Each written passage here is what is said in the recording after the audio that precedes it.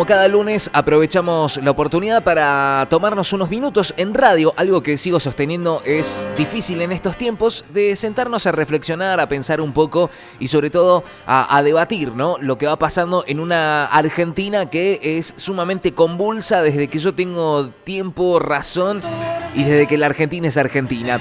Y es por eso que tenemos la oportunidad de conversar nuevamente en esta columna de los lunes de este análisis sociopolítico de la mano del profesor Eduardo Dalmaso. Profe, ¿cómo le va? Bienvenido nuevamente. ¿Cómo está? Buen día. Hola Bruno, buen día. Bien, muy bien, espero que ustedes también. Acabo de escucharte, efectivamente, Bueno. convulsas. Bueno, un lunes 24 de marzo que, bueno, ya se venía, yo por lo menos lo veía venir, la situación de que seguramente como venía ya el gobierno nacional publicando distintos videos ante determinadas fechas que tienen un significado, por lo menos para la sociedad argentina, el 24 de marzo no deja de ser una fecha súper importante para toda una sociedad argentina. La pregunta es, ¿cómo se vive justamente hoy, en estos tiempos, reflotar un tema que en algún momento parecía saldado, ¿no? Esta discusión que parecía saldada justamente en relación a lo que sucedió aquel 24 de marzo y con este gobierno que intenta reflotar justamente esta teoría de la famosa teoría de los dos demonios, pero también generando una cierta provocación justamente en toda aquella sociedad que no comulga con esa idea. Personalmente, ¿cómo ve usted justamente este 24 de marzo a partir de todo esto que se ha generado? Yo creo que hay que plantear primero que no se puede comparar nunca el uso del Estado para la represión indiscriminada, arbitraria, incluso uso para fines particulares, que el concepto de la guerrilla, en el cual no defiendo, quiero dejar aclarado, y que son parte del problema que generaron, o fueron parte importante del problema que generaron para llegar al 24 de marzo. Pero el 24 de marzo, para la mayoría de la sociedad, intuitivamente es el quiebre de la Argentina, porque a partir del 24 de marzo, nuestra pendiente ha sido siempre hacia abajo, a veces con algunas subidas para hablar gráficamente, algún periodo, pero desde el punto de vista concreto de la pobreza, de la indigencia y de la falta de esperanza, fue un antes y un después. Antes del 24 de marzo era una situación espantosa, una cuasi guerra civil, lo tengo claro, pero después del 24 de marzo, las políticas que quebraron lo que de alguna manera significaba la clase media argentina, la posibilidad de trabajo, la ocupación, fue decididamente un antes y un después. El gobierno podrá plantear lo que quiera porque representa a un sector reaccionario. No hay duda de eso. Un sector que quiere rescatar, me parece a mí, Bruno, lo irrescatable, porque las consecuencias del golpe militar fueron terribles. Y además fueron terribles en la forma de reprimir a la sociedad. Yo en eso no puedo compartir un análisis que no sea crítico del gobierno, por todo lo que significó eso. Y creo que me has escuchado decir que vivimos antes del 24 de marzo era prácticamente una cuasi guerra civil, Correcto. lo cual hizo que la mayoría de la sociedad, la amplia mayoría de la sociedad, aprobara el golpe, porque no tenía otra. Son situaciones límites en el cual alguien dice voy a poner orden. Y como lo hemos conversado, creo, en alguna medida, ese orden significaba salir de una situación de incertidumbre total y de luchas de unos contra otros. Pero lo que devino fue un proceso realmente de destrucción del aparato social y económico de la Argentina. Una destrucción del aparato social y económico. ¿Se entiende las dos instancias? La sociedad necesitaba poner orden o aceptar que hubiera orden. Pero la consecuencia fue la destrucción del aparato socioeconómico de la Argentina, al cual seguimos rodando.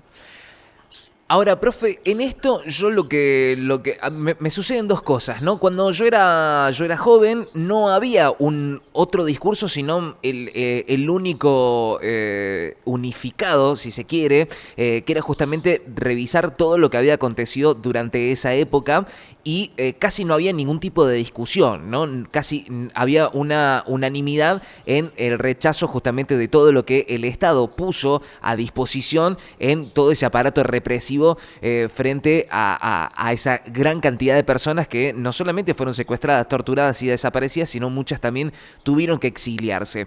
Ahora hay una nueva generación que quizás comulga con las ideas que acompaña justamente el gobierno y empieza a ver como una especie de reflotar esa idea. Recién lo mencionaba, profe, la idea esta, ¿no? De que había una cuestión, por eso se llama golpe cívico-militar, ¿no? Porque había un amplio acompañamiento por parte de la sociedad.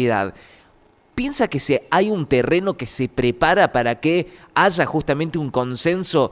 No digo para un golpe cívico-militar, pero sí para ese cambio y ese nuevo requebrajado que tiene la sociedad argentina. Mira, Bruno, nosotros siempre oscilamos de extremos a extremos. Los gobiernos anteriores, sobre todo los gobiernos kirchneristas, hicieron una idolatría de la guerrilla, de la revuelta de Montoneros, sobre todo y accesoriamente de Leer. Lo cual, para mí, fue un error gravísimo, porque si bien ya me escuchaste decir que no se podía comparar la acción de estos, en general muchachos, guerrilleros con la represión del Estado, lo real es que ellos contribuyeron al golpe militar. Ellos no entendieron la política y querían hacerse del poder del Estado. Es más, se rebelan contra el mismo Perón. Y no voy a discutir si Perón era bueno o Perón era malo. Se rebelan contra el gobierno institucional porque los desconoce. Entonces eran parte del problema, una parte seria del problema que tuvo la Argentina. Y esto fue desconocido. Y obviamente, si es desconocido, los que están del otro lado dicen, ¿y por qué a ellos no? Es una cosa lógica, porque no sabemos contemporizar, no sabemos comprender, no sabemos usarlo. Siempre estamos en los extremos. ¿Se entiende lo que yo digo o Claro, no? sí, No. sí, sí, sí. Sí, es una eterna polarización. Yo siempre sostengo que para mí la República Argentina, el argentino tiene una cuestión pasional y lleva todo al plano del Boca River, ¿no? Un eterno de un lado o del otro. Pero en esta situación entiendo que la sociedad tiene una unificación en el mensaje. Lo que a mí me preocupa un poco es que de a poco, insisto, este nuevo discurso de intentar sostener que el aparato represivo justamente del Estado era válido y esa validación, si se dio en esa época, digamos, se puede llegar a dar también en estos tiempos. Eso para mí es una preocupación que me genera esto. Es muy buena tu preocupación porque en realidad están creando un clima para una situación que no puede ser nunca similar o igual, pero una situación de represión y de contención. Es más, el gobierno acaba de firmar su fracaso económico al firmar con el fondo. Yo no sé si vos como periodista te acuerdas cuánto rehusó y rechazó la renegociación con el fondo del señor Milei cuando el gobierno de Fernández estaba haciendo el acuerdo. Correcto. ¿No? Lo cual, ¿por qué? Porque en realidad lo que dijo era correcto. Las nuevas ampliaciones de crédito son mayor dependencia y mayores costos que va a pagar la sociedad, y los que menos tienen son los que más pagan. Y ahora él tiene que caer en el acuerdo con el fondo, que es un reconocimiento que su política de estabilidad, de la tasa de cambio, se entiende, la relación doble, lo que él ha querido desordenar, en realidad es parte de una campaña política para sostenerlo, su imagen, en las elecciones futuras. Pero eso no es gratis. Esto ha costado millones de dólares del Banco Central que se han ido y que en definitiva son los que necesitan para pedirle al fondo. Y lo cual eso es mayor pobreza, eso es un costo. Eso muchos se lo advirtieron, incluso se lo advirtieron gente del campo del campo político del presidente, me refiero, o ideológico más que político. Pero no escuchó, todo el tema era sostenerse. Pero ¿esto a qué viene? Me parece importante señalar lo siguiente. Este es un gobierno sin cuadros, es un gobierno sectario, es un gobierno que ante la desesperación un 56% le votó. De la misma forma que la mayoría de la sociedad le propició, no propició, pero aceptó el golpe de Estado del 24, del 24 de marzo, Sí. ¿no? De 1976, que es con lo que empezamos. Con el mismo razonamiento, la sociedad huye de la posibilidad de la alternativa Massa, Cristina, etc. Y huye hacia adelante, ante un discurso que parecía totalmente diferente. Y los cuadros de Milei son él, la hermana, su asesor, Caputo, y una férrea convicción monetaria y una ideología de reaccionaria. Obviamente que es una ideología reaccionaria. Uno puede compartirla o no, pero en definitiva es ultraconservadora y mítica, te diría. Entonces, hay que entender los votos, por qué, y hay que entender por qué ahora hay una situación tan difícil, que se ha complicado para Milei, porque como creo que lo hablamos, la cantidad de errores o fallas que hubo en los últimos tiempos, ¿no? Correcto. Sí, El sí, discurso sí. homofóbico de Davos, la participación presidencial en el libro en gay, la intervención de Santiago Caputo en la entrevista, si había que ayudar a Bahía Blanca o no, la marcha de los jubilados, la forma en que se reprimió la primera marcha, la Corte Suprema, un decreto, o sea, un sinnúmero de cosas de un gobierno que está perdiendo la brújula y atina a actuar sin concepto político, digamos, que es la persuasión, ¿no? Correcto. ¿Se entiende, Bruno? Sí, sí, totalmente. Errores forzados, ¿no? Todos errores propios y no tanto por la situación que pueda llegar a generar. En este caso, por ahí yo siempre digo la oposición que no existe. Hoy no hay una clara oposición y lógicamente los errores son propios.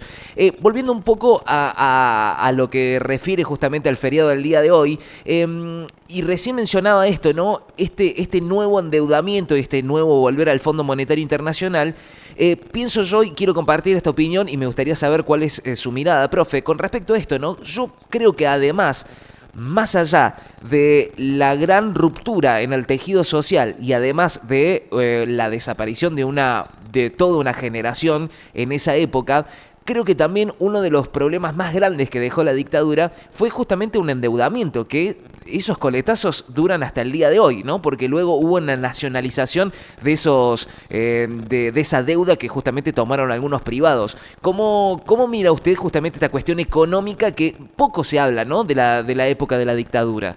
No, claro, dejó una deuda de mayor de 50 mil millones de dólares que había que pagarla a corto plazo, que al doctor Alfonsín, al gobierno Alfonsín, le costaba mucho renegociarlo, y eso ligado a un quiebre de la estructura productiva, dejó en una situación muy débil a la Argentina, que aparte gran monto de esa cantidad total fue destinada a las Fuerzas Armadas, no fue destinada digamos, a la producción, sino a satisfacer los intereses de las Fuerzas Armadas, con su actitud guerrera ante Chile y demás. Una situación que condicionó el gobierno siguiente. Eso está muy bien tu pregunta. No fue un traslado institucional, fue un traslado de una situación en la cual el gobierno militar ya no podía salir, no sabía cómo zafar, después del desastre de las Malvinas. Ahora con esto, también a nivel regional, ¿no? Porque también fue una oleada, ¿no? de distintas dictaduras que se dieron justamente en toda la región. Con respecto a eso, ¿cómo quedó la región? Porque la Argentina sostiene, ¿no? Una política, hemos sido también punta de lanza en lo que ha tenido que ver con los juicios y la justicia que hubo detrás justamente de estos actos aberrantes que se cometieron durante la dictadura. A nivel regional, ¿cómo quedó la Argentina y cómo quedan los otros países pensando en un futuro, ¿no? Yo siempre esto lo miro hacia adelante, cómo queda esta cuestión del contagio de lo que va pasando con cada una de las sociedades. A nivel regional, ¿cómo se sostienen justamente las épocas que recuerdan de las dictaduras en cada uno de los países, hablando de Uruguay, de Chile y de los distintos países donde fueron afectados justamente las dictaduras? Bueno, en el caso de Chile, la reacción contra la dictadura fue muy a posterior, en función de las consecuencias de una política económica que, si bien era exitosa, era absolutamente discriminante respecto a las clases de menos ingresos.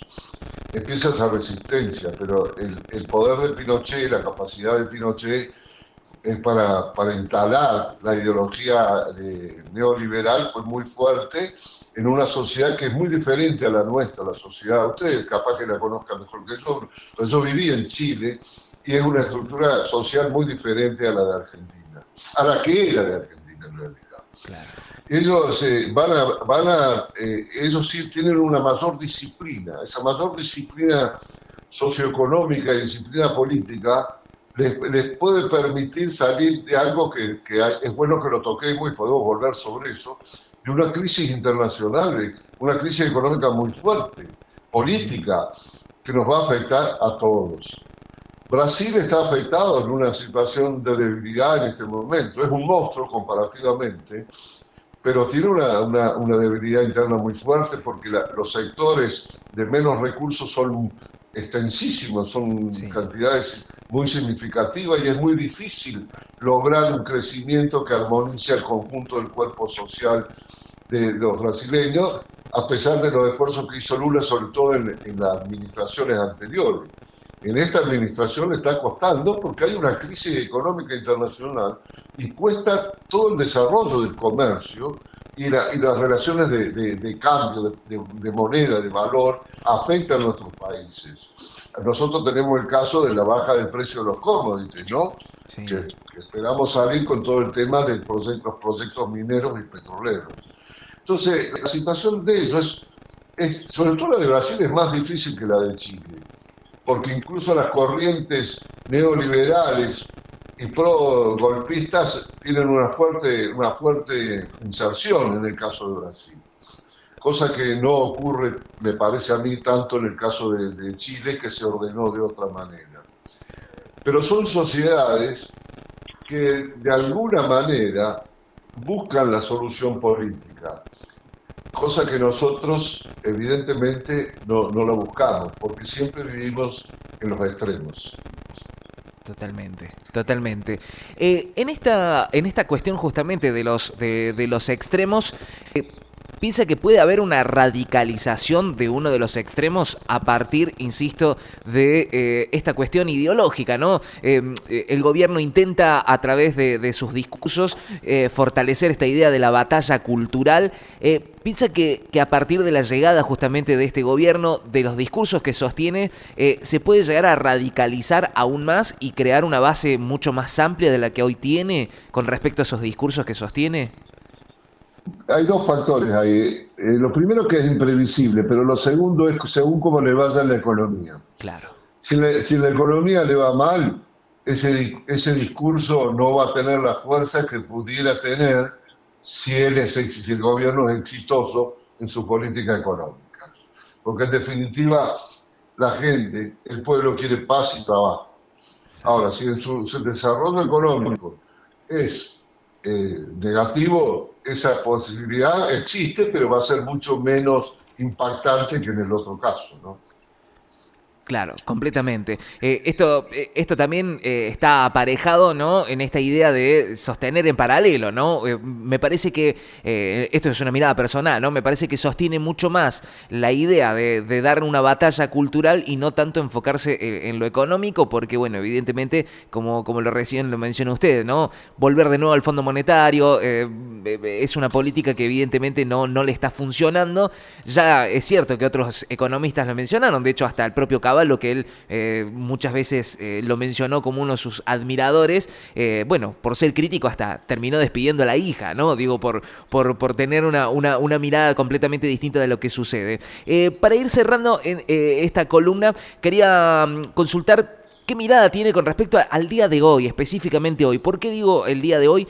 Insisto, llega un gobierno que plantea una nueva mirada. Es cierto que lo que mencionaba usted, profe, que hubieron gobiernos anteriores que fortalecieron otra mirada. Hoy llega este gobierno para profundizar la grieta de la otra mirada. ¿Cómo ve hoy específicamente, justamente con la irrupción de este gobierno y de este discurso que sostiene?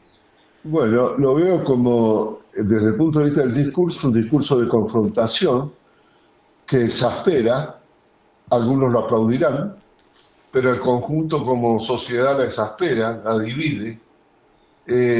No es un discurso que plantee una revisión desde el punto de vista de las causas del 24 de marzo, sino que plantea una reivindicación de lo que sigue el 24 de marzo. Claro. Y la reivindicación de lo que sigue el 24 de marzo, desde mi punto de vista y desde el punto de vista de la democracia, es inadmisible. Pero está ligado a la ideología del presidente y de su equipo, una ideología cerrada, de derecha, que tiende a confiar en el mercado de forma falsa, Bruno, porque todo lo que hace es utilizar el Estado. La política de cambio es una política de control, no una política de libertad.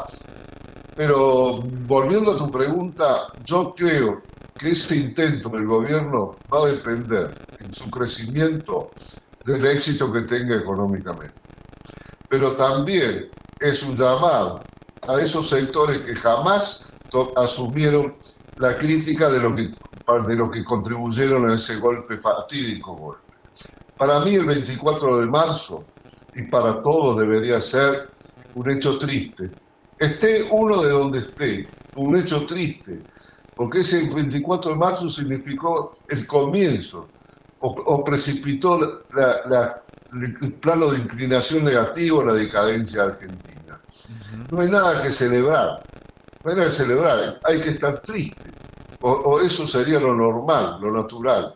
Y lo otro es, ¿hasta cuándo vamos a seguir la política de confrontación? Porque eso es de sangre, el de sangre político, el de sangre social, el de sangre moral, y que no contribuye, no contribuye. En todo caso, lo que podría haber llamado el gobierno es a una meditación, una reflexión sobre las causas del 24, hasta ahí punto. Claro. Pero no reconquistarlo, no intentarle. Es mi modesta opinión, ¿no? Es una opinión que no puedo ser, esto lo sé claro, imparcial porque es una mirada concreta que yo tengo. Completamente.